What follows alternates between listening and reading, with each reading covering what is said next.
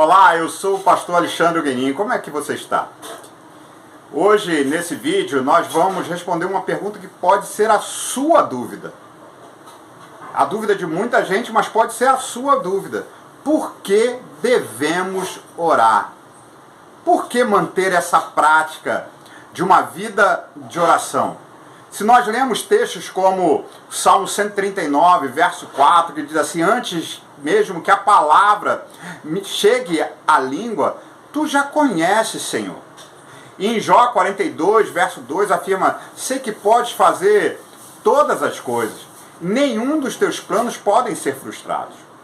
Se Deus sabe tudo, se Deus conhece tudo, se Deus sabe mesmo antes da gente falar, se a vontade dele, se os planos dele não são frustrados, por que eu devo orar? Esse questionamento, de por que eu devo orar, pode parecer estranho para quem mantém uma vida de oração.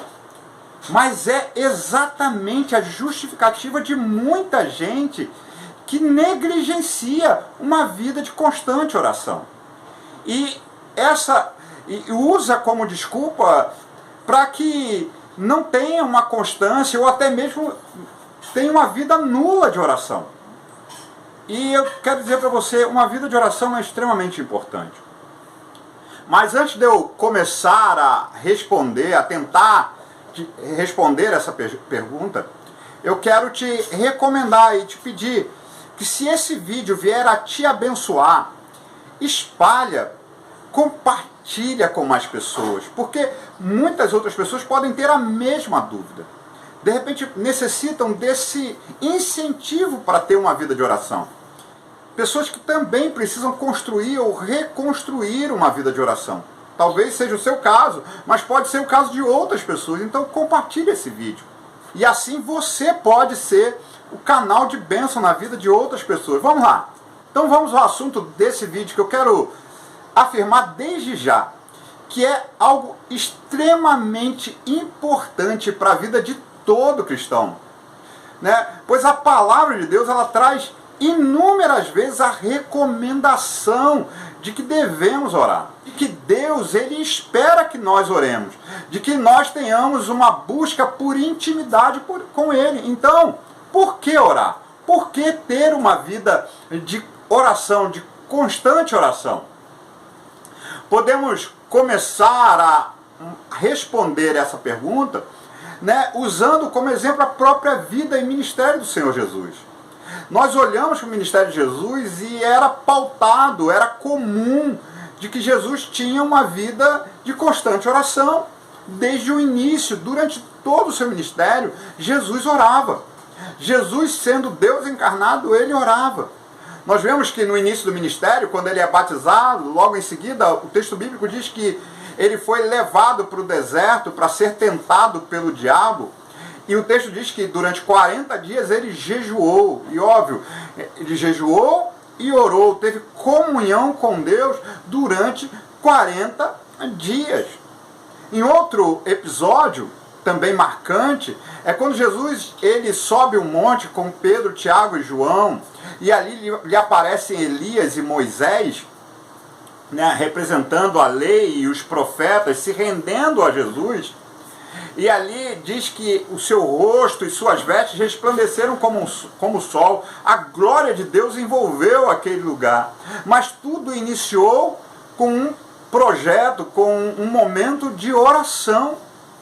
Em outro momento marcante, é o final do ministério de Jesus, o final do ministério terreno de Jesus, quando ele vai ser entregue. Ele também sobe o monte com os seus discípulos, os quais naquele momento não puderam permanecer orando, e Jesus ali orava, e é interessante que a palavra registra que ele orava se submetendo ao Senhor, ele como homem, porque nós entendemos que Jesus é 100% homem, e Jesus é 100% Deus, e ali como 100% homem, ele se dirige ao Pai dizendo: Pai, se possível, afasta de mim esse cálice, mas que não seja feita a minha vontade, mas a sua vontade. Então Jesus, ele tinha uma vida de constante oração. No Sermão do Monte, ele nos ensina a orar e ele demonstra uma expectativa de que seus discípulos orem. Tanto que ele usa uma expressão, quando orardes. Então, existe uma expectativa do Senhor Jesus que seus discípulos orem, que seus discípulos busquem uma vida de constante comunhão com Ele. Ele contou parábolas nos incentivando a ter uma vida de constante oração. Lembra da parábola do juiz iníquo, onde uma mulher viúva, né, constantemente ia a esse juiz que diz na parábola, Jesus contando nessa parábola, diz que esse homem não temia os homens e não temia Deus. E essa mulher constantemente ia até esse juiz e ele decide julgar a causa dessa mulher pela sua persistência, por ela estar constantemente indo até ele, e ele decide julgar, mesmo sendo um homem que não teme a ninguém e nem mesmo a Deus. Outra parábola que Jesus conta também no dever, né, de orarmos constantemente é a parábola do amigo inoportuno, né, onde diz que um determinado amigo recebe, né, um determinado homem recebe em sua casa visitantes num horário, né, inoportuno, e ele recorre ao seu amigo, ao seu vizinho, que lhe desse pão, e esse amigo estava com a porta já fechada, e ele diz: olha, eu já me recolhi, já fui dormir, meus filhos já estão deitados. E diz Jesus que esse homem, pela insistência do amigo, lhe deu pão, se não por ser amigo, mas pela insistência de que lhe pedia pão. Então, Jesus com essas parábolas nos ensina que nós devemos ter uma vida perseverante de oração, uma vida constante de oração, uma vida de busca constante pela sua presença. Charles Spurgeon, um grande pregador britânico do século XIX, conhecido como o príncipe dos pregadores, disse certa vez: se formos fracos em nossa comunhão com Deus, seremos fracos em tudo.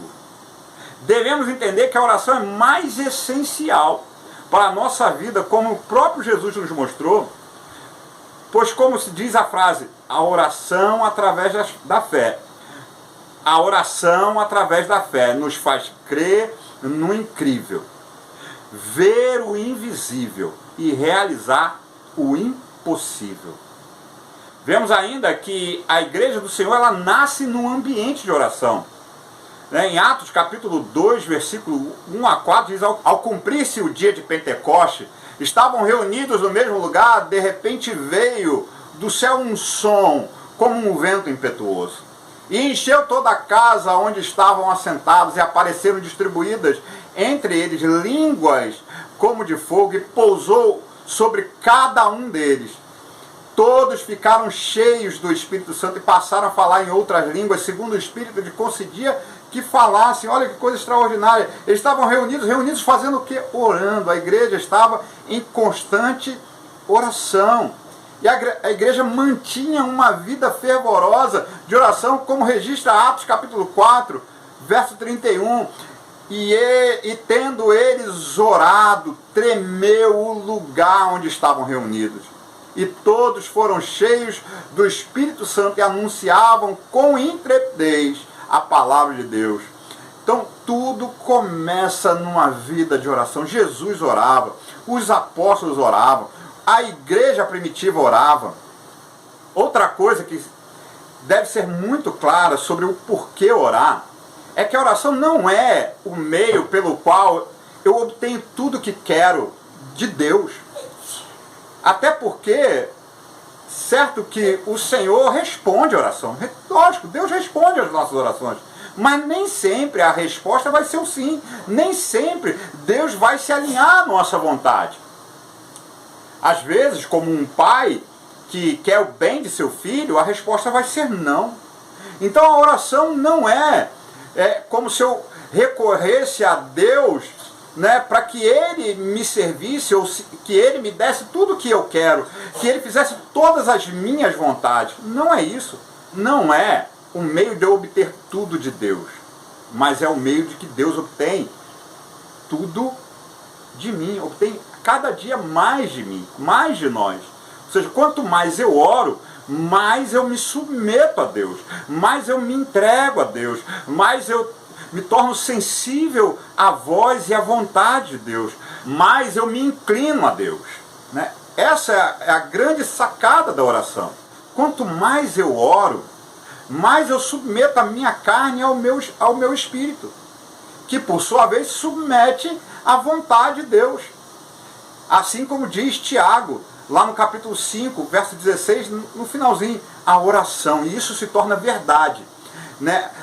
Tiago capítulo 5, verso 16, né, lá no finalzinho, ela se torna verdade quando eu me submeto em oração constante a Deus. E a oração do justo pode muito em seus efeitos. A oração de alguém que submete completamente ao Senhor, ela é poderosa. Não por causa do crente que é justificado, não por causa de mim, não porque haja virtude em mim inatamente, mas por causa do Deus que nos justifica, por causa daquele o qual nós temos comunhão durante a oração. Olha como é que é importante a oração. Olha como a vida constante de oração é algo importante para as nossas vidas. Logo hoje eu quero incentivar com esse vídeo, eu quero motivar. Logo hoje eu quero motivar você com esse vídeo a dar um passo de cada vez na sua vida de oração. Talvez o seu altar de oração ele esteja quebrado. Né? Você até tinha uma vida de oração, mas esse altar, né, devido às rotinas, devido ao corre-corre comum a todos nós, esse altar está vazio, né? Está em silêncio, não há mais clamor, não há uma vida constante. Então, diante disso, de mais, né, eu quero te incentivar a recomeçar. Ou então você é alguém que nunca teve uma prática de oração. Então eu quero também te incentivar a começar a construir esse altar de oração. Aí talvez você seja alguém que pode dizer assim, pastor, eu não consigo ter vontade de orar, de ler a Bíblia, de jejuar, eu não consigo ter vontade de ter essas práticas. Mas deixa eu contar uma coisa para você, deixa eu contar um segredo. Se você esperar a sua vontade para que você venha a orar, a ler a Bíblia, a congregar, a jejuar, sabe o que vai acontecer? Não vai acontecer. Você não vai orar, você não vai ler a Bíblia, você não vai congregar, você não vai jejuar porque vontade é algo que está na nossa carne. E a Bíblia diz que a carne, ela luta contra o Espírito. A sua carne não quer que você ore. A sua carne não quer que você busque a palavra de Deus. A sua carne não quer que você tenha comunhão com os irmãos. A sua carne não quer que você adore a Deus com jejuns. Então, você pode dizer para mim, então o que eu faço? O apóstolo Paulo já respondeu isso lá em Romanos, capítulo 12, verso 1 e 2. Ele diz assim, rogo-vos, pois, irmãos, pela compaixão de Deus, que apresenteis os vossos corpos em sacrifício vivo, santo e agradável a Deus, que é o vosso culto racional. E não sedes conformados com este mundo, mas sede transformado pela renovação do vosso entendimento, para que experimenteis qual seja a boa, agradável e perfeita vontade de Deus. Nós devemos sacrificar a nossa vontade. Nós devemos pegar essa vontade que nos afasta da oração, que nos afasta de uma vida de busca ao Senhor, de que nos afasta de lermos a Bíblia, pegar essa vontade e sacrificar ao Senhor, colocar no altar do Senhor, né, de entregar e fazer dela um sacrifício e dizer, Senhor, eu submeto a minha vontade à sua, Senhor, eu vou orar, né, eu vou orar independente se eu tenho vontade, se eu não tenho vontade, porque eu preciso e eu desejo estar na tua presença. Né? Então isso a gente deve fazer como uma prática diária, e que é um passo de cada vez, um passo de cada vez.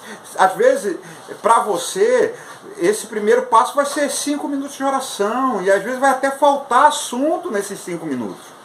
Né? Às vezes, para você, né, vai ser 2, 3, 4 frases, mas daqui a pouco essa prática ela vai ser uma prática crescente de oração, aonde você vai buscar cada dia mais de Deus, aí de 5, vai se tornar 10, 15, 20, 1 hora de oração, e aí o contrário, né, vai sobrar assunto, né, porque você está tendo mais intimidade com Deus, você está tendo mais sensibilidade ao Senhor nessa construção, e aí nós começamos a nos tornar ainda mais sensíveis à vontade de Deus. Que coisa maravilhosa, né? Então eu espero que esse vídeo ele tenha te abençoado. Eu espero que ele contribua para essa construção ou reconstrução da sua vida de oração. E para que você possa receber mais vídeos como esse, compartilha. Diga aí o que esse vídeo te abençoou. Compartilha esse vídeo, né? Se esse vídeo te abençoou, compartilha esse vídeo para que outras pessoas possam também ser abençoadas por essas palavras.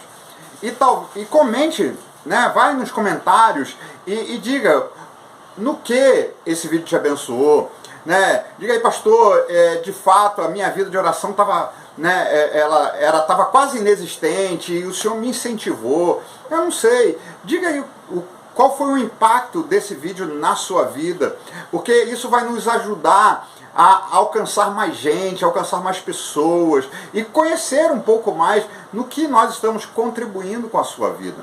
E vá lá no YouTube, né, no nosso canal Pastor Alexandre Guenin, no Instagram, no Facebook, eu não sei por qual rede esse vídeo chegou até você, mas vai estar aí na descrição do vídeo os links das redes sociais para que você possa curtir, né, nos seguir, apertar lá as notificações para que lá no YouTube nós temos mais vídeos, né, que podem abençoar a sua vida e assim sermos incentivados a criar mais conteúdo que vá abençoar a sua vida, que vá abençoar mais gente. Que Deus te abençoe, que Deus te guarde e tenha sempre em mente, o Senhor espera que você tenha uma vida de intimidade com Ele, uma vida de oração, né?